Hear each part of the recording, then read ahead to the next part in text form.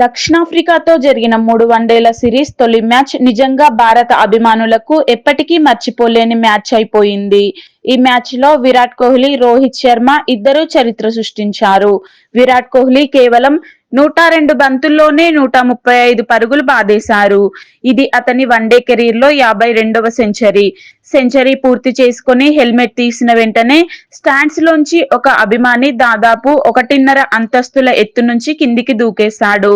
గట్టి సెక్యూరిటీ వలయాన్ని బద్దలుగొట్టి నేరుగా విరాట్ దగ్గరకు పరిగెత్తుకొచ్చి కాళ్లకు పడుకొని నమస్కరించాడు. అందరూ షాక్ అయిపోయారు. విరాట్ కూడా కాసేపు ఏం చేయాలో అర్థం కాలేదు. కానీ తర్వాత ఆ అభిమానిని 2 చేతులతో గట్టిగా పైకి లేపాడు. దగ్గరగా హత్తుకొని "వెళ్ళిపో బ్రో, ఇలా చేయొద్దు" అని మృదువుగా చెప్పాడు.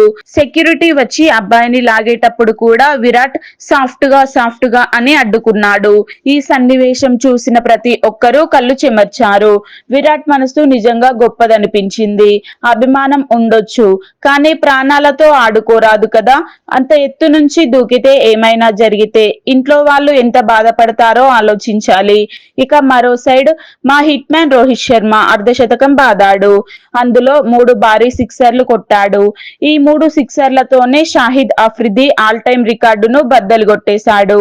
మ్యాచ్ ముందు వరకు రోహిత్ కి వన్డేల్లో 349 సిక్సర్లు ఉంటే ఈ మూడింటితో 352కి చేరాడు.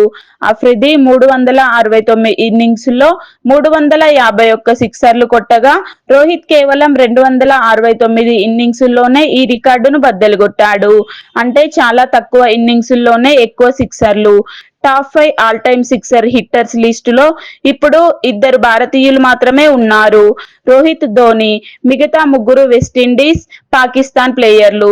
విరాట్ మనసు, రోహిత్ బ్యాట్ ఇద్దరు ఈ ఒక్క మ్యాచ్ లోనే చరిత్ర రాసేశారు. భారత క్రికెట్ అభిమానులకు ఇది ఎప్పటికీ మర్చిపోలేని రోజు.